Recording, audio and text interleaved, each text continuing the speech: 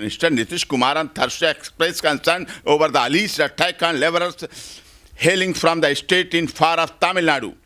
I have learnt from newspaper that laborers from Bihar who are employed in Tamil Nadu are being attacked. I have asked the Chief Secretary and the Director General of Police of Bihar to speak to officials in Tamil Nadu and ensure safety and security of Bihari workers there. Kumar tweet NSA मत लगाइए, NSA उस पर लगाइए जो आपने पकड़ा हो, जो नेपाल बॉर्डर पे पकड़ा हो, जो भाग गया हो, जो विदेशों में चला गया हो, या फिर सलवार सूट पहन के भाग रहा हो, या फिर दाढ़ी बनवा ली हो, या फिर बाल कटवा लिए हो, या फिर पगड़ी बांध ली हो, या फिर हुलिया बदल लिया हो, या अपने को ऐसी जगह छुपा बैठा हो। मनीष कश्यप तो थाने में सरेंडर हुआ जाके। इसका मतलब वो कानून में विश्वास रखता है, कानून में भरोसा रखता है, कानून पर यकीन करता है। और जो बच्चा कानून पर यकीन करता है, विश्वास करता है, आप उसे इस तरह का आतंकवादी राष्ट्रीय सुरक्षा कानून के तहत। दूसरी बात, उसके पिता देश के सैनिक हैं, देश की सीमा पर काम करने वाले सैनिक।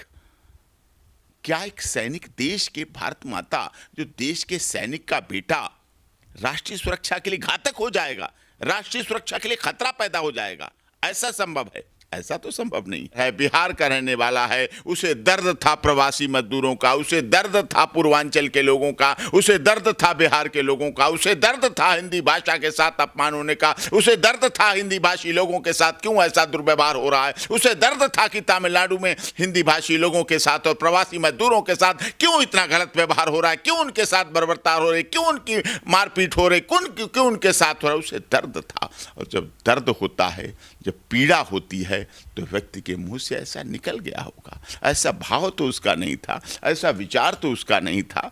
आपने देखा, आपको मैं बताता हूं जिस ट्वीट पर सारा बवाल हुआ, मैं इस फाइल में दिखाता हूं आपको। ट्वीट पर जो बवाल हुआ, ये हुआ है, ये ट्वीट था। आप दर्शकों को भी दिखाइए। चाहेंगे दिखाइए। हाँ, ये ट्वीट है। ट्वीट में लिखा हुआ है, इसमें लिखा है तेजस्वी सेना बिहार, तेजस्वी यादव जी चश्मा हटा के इस फोटो को देखिए। मजदूरों के चेहरे पर घाव, और जिस मीडिया ने रिकॉर्डिंग किया उसका मोबाइल नंबर भी है। इसने मोबाइल नंबर भी दे दिया।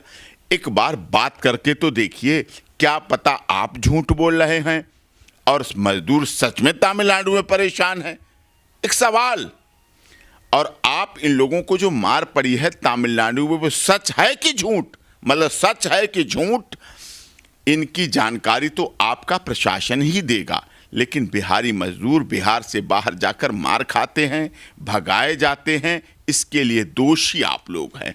अब सवाल किससे उठाए जाएंगे? सवाल मुख्यमंत्री हैं, अगर आप माननीय राबड़ी देवी जी के बेटे हैं, अगर आप पूर्व मुख्यमंत्री लालू यादव जी और पूर्व रेल मंत्री रहे लालू यादव जी के पुत्र हैं और उप मुख्यमंत्री हैं, अगर बिहार की जनता आपसे प्यार करती है, अगर आपको युवा तुर्क कहा जाता है, अगर आप बिहार के बेरोजगारों को रोजगार दिलाने के लिए अपने चुनावी मैनिफेस्टो में बोलते हैं, अगर आप बिहार की जनता की बात करते हैं, अगर आप छठ पर्व की बात करते हैं, अगर आप छठ पर्व को पूरी दुनिया में मनाए जाने की वकालत और बात करते हैं, तो सवाल भी तो आपसे ही पूछे जाएंगे, सवाल तो आपसे ही पूछे जाएंगे।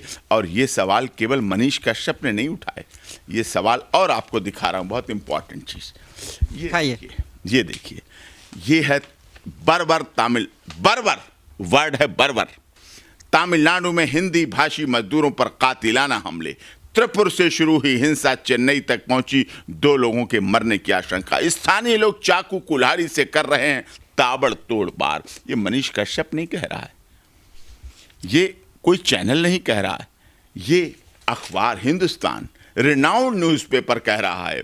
त्रिपुर से शुरू हुई हिंसा चेन्नई तक पहुंची, 2 लोगों के मरने की आशंका। बर्बर तमिलनाडु में हिंदी भाषी मजदूरों पर कातिलाना हमला मजदूरों पर। वहीं पर दूसरी खबर है, बिहार जैसे गरीब राज्य पर ध्यान दे केंद्र सरकार, नीतीश कुमार कह रहे हैं ट्रेनों में जगह नहीं। ये क्या है मानवता? डर से घरों में बंद है हिंदी भाषी।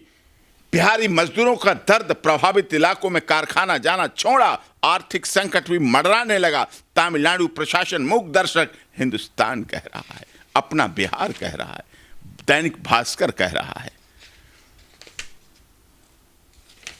दैनिक भास्कर कह रहा है, या और न्यूज चैनल कह रहे हैं, जी न्यूज कह रहा है, प्रभात खबर कह रहा है, ये सारे अखबार कह रहे हैं। और केवल वही नहीं, ये तमिलनाडु में बिहार के मजदूर निशाने पर, स्टेशनों पर घर लौटने वालों की लगी लंबी कतार, बताई अपनी पीड़ा, प्रभात खबर कह रहा है।